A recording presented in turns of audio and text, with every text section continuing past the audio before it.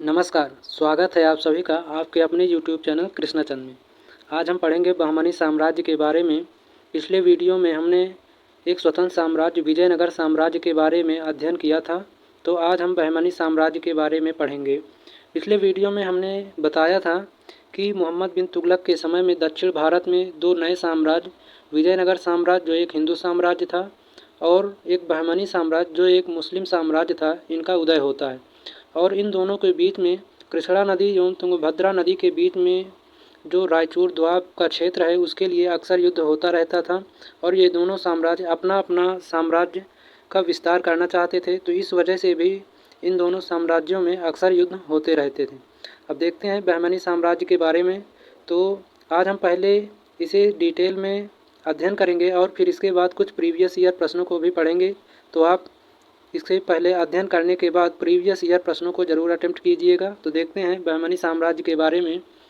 बहमनी साम्राज्य का विस्तार 1347 ईस्वी से 1527 ईस्वी तक रहा है।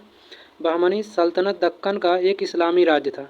अब दक्कन क्या है? दक्कन दक्षिण भारत का जो क्षेत्र होता है उसे दक्कन कहा जाता है। इसकी स्थापना 3 अगस्त 1347 ईस्वी को एक तुर्क अफगान सूबेदार अलाउद्दीन बहमद शाह ने की थी। इसका प्रतिद्वंदी हिंदू साम्राज्य विजयनगर साम्राज्य था।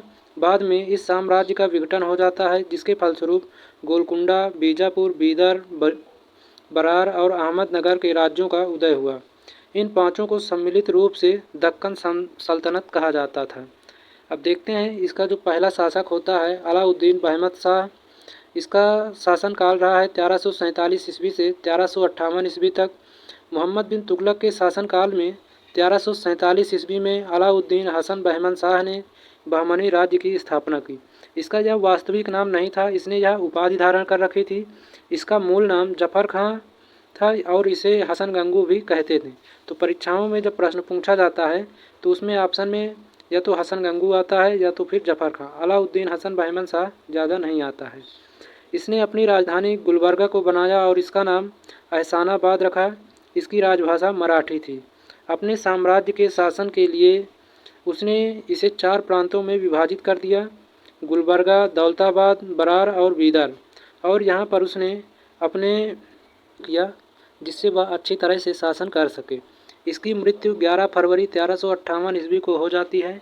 फिर जो अगला शासक बनता है मोहम्मद शाह प्रथम, जिसका शासनकाल रहा 1358 ईस्वी से 1375 ईस्वी तक। अलाउद्दीन हसन के पश्चात उसका पुत्र मोहम्मद शाह प्रथम सुल्तान बनता है। रायचूर दोआब पर अधिकार के लिए बुक्का प्रथम से 1368 ईस्वी में अदोनी का युद्ध होता है। मोहम्मद शाह जब शासक होता है तो उसी के समय विजयनगर साम्राज्य का शासक बुक्का प्रथम रहता है। तो रायचूर दोआब पर अधिकार करने के लिए मोहम्मद शाह बुक्का प्रथम से 1368 ईस्वी में अदोनी का युद्ध करता है। इस युद्ध में ही सबसे पहले बारूद का प्रयोग हुआ। आपने पढ़ा होगा कि सबसे पहले बारूद का प्रयोग बाबर ने किया, लेकिन उत्तर भारत में सबसे पहले बारूद का प्रयोग बाबर ने किया और दक्षिण भारत में सबसे पहले बारूद का प्रयोग मोहम्मद शाह ने किया था। युद्ध में पराजित होने के बाद बुक्का प्रथम ने इसे मुदगल का किला छीन लिया था। 1375 ईस्वी में इसकी मृत्यु हो जाती है।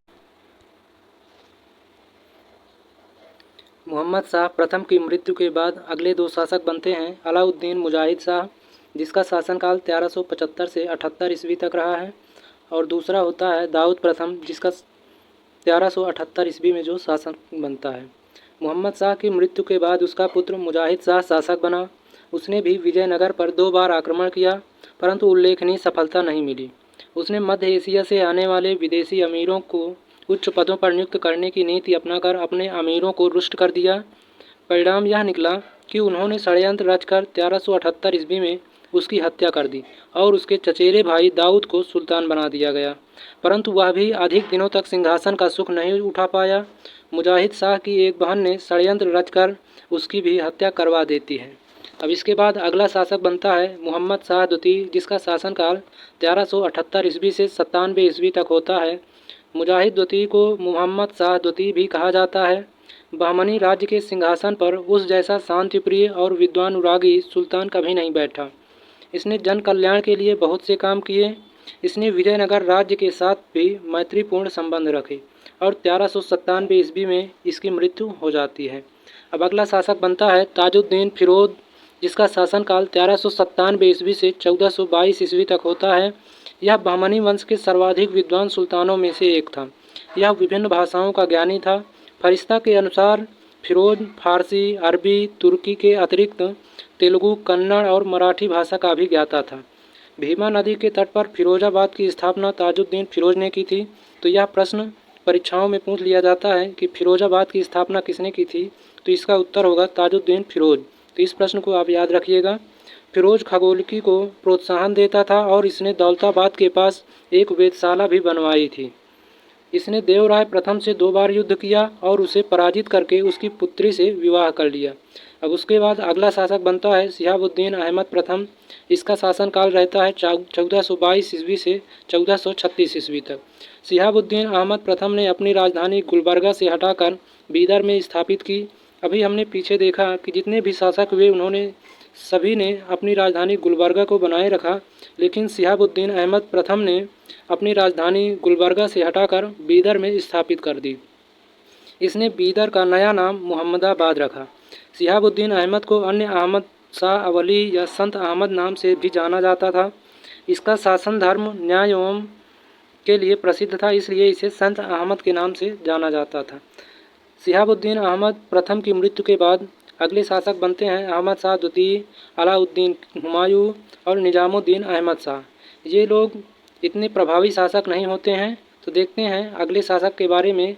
जो इसके बाद शासक बनता है मोहम्मद तृतीय, जिसका शासनकाल होता है 1463 ईस्वी से 1482 ईस्वी तक।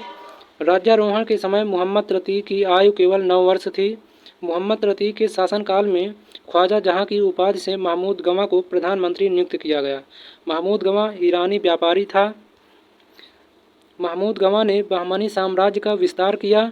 इसने विजयनगर के शासक विरूपाक्ष द्वितीय को पराजित करके गोवा और दाभोल भी छीन लिया था।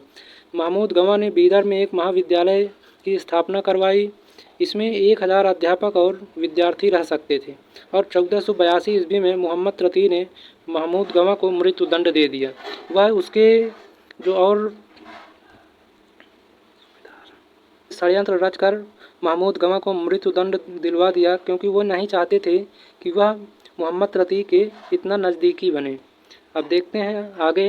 मोहम्मद तृतीय के बाद अगला शासक उसका अल्पसंख्यक पुत्र महमूद शाह बना, जिसका शासनकाल रहा है 1482 ईस्वी से 1518 ईस्वी तक। महमूद शाह के समय वास्तविक शक्तियाँ उसके प्रधानमंत्री कासिम बरीद और उसके पुत्र अमीर उल बरीद के हाथों में थी।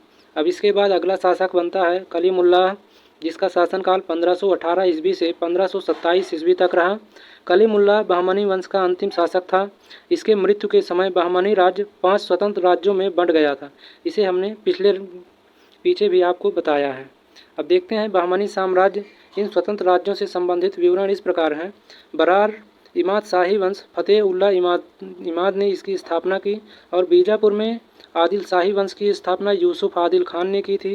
अहमदनगर में निजाम शाही वंश की स्थापना मलिक अहमद ने की थी और गोलकुंडा में कुतुब शाही वंश की स्थापना कुली कुतुब शाह ने की तथा बीदर में बरीद शाही वंश की स्थापना अमीर अली बरीद ने की। अब देख लेते हैं बहमनी साम्राज्य के प्रशासन के बारे में। वकील ए सल्तनत, यह दिल्ली के मलिक का नायब के समान होता था, जो सुल्तान के बाद सबसे महत्वपूर्ण पद रखता था। और दूसरा है वकील ए कुल, सभी मंत्रियों के कार्यों का निरीक्षण वकील ए कुल करता था। और तीसरा है अमीर ए जुमला, जिसका अर्थ होता है विभाग का अध्यक्ष। वजीर ए अशरफ, यह विदेश नीति एवं दरबार संबंधी कार्यों का निष्पादन करता है। और अगला है पेशवा, वकील ए सल्तनत का सहायक होता है पेशवा। और अगला कोतवाल, यह नगर का मुख्य पुलिस अधिकारी होता था। सदरे जहां, यह न्याय विभाग, धर्म तथा दान विभाग का अध्यक्ष होता था।